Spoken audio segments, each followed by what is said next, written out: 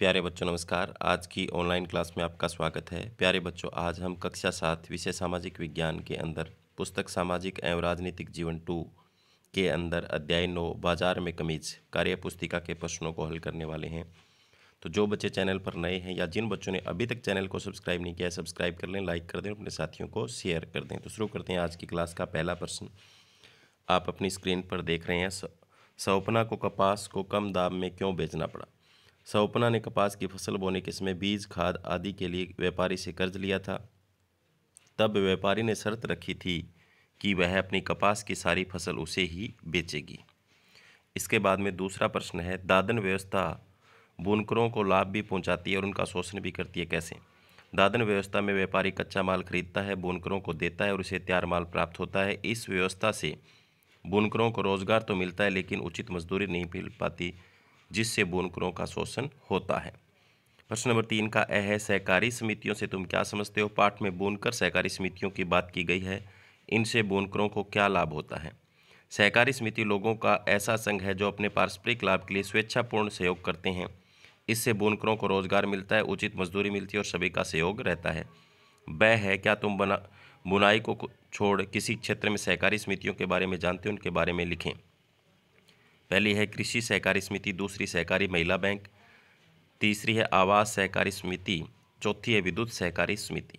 इसके बाद में है प्रश्न नंबर 4, तुम्हारे शहर कस्बे में ऐसी कौन कौन सी वस्तुएं बनती हैं जिनका निर्यात अन्य शहरों कस्बों में किया जाता है?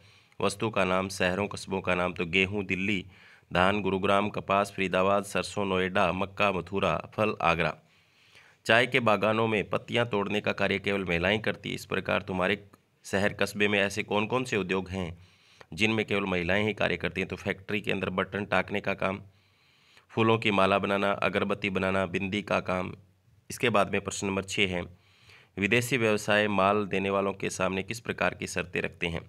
विदेशी व्यवसायी माल देने वाले लोगों के सामने ये शर्त रखते हैं कि माल समय पर मिलना चाहिए, खराब नहीं होना चाहिए। यदि समय पर तैयार नहीं हुआ तो नुकसान तुम्हारा होगा। बाजार गरीबों का शोषण करता है, क्या तुम इस कथन से सहमत हो? क्यों या क्यों नहीं? हाँ, सहमत हैं। सबसे ज़्यादा मेहनत गरीब वर्ग करता है लेकिन उसे उसकी मेहनत के अनुरूप कीमत नहीं मिल पाती।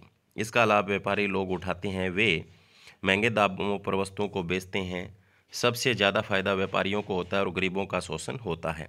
तुम्हारे क्षेत्र की उन दुकानों के नाम लिखो जो सरकार द्वारा संचालित हैं। तो अर्ध सरकारी राशन की दुकान, अर्ध सरकारी दवाइयों की दुकान। प्रश्न नंबर 9 है, पाठ में कपास से शर्ट बनाने की प्रक्रिया के बारे में बताया गया है। इस प्रक्रिया में कपास उगाने वाले, कपास से कपड़ा बुनने वाले, कपड़े को दिल्ली के कारखानों में पहुंचाने वाले व्यापारी, दिल्ली के कारखानों को चलाने वाले व्यापारी और उसमें काम करने वाले लोग और विदेशी व्यापारी शामिल हैं। तुम इन सब में किन को शोषित मानोगे? क्यों?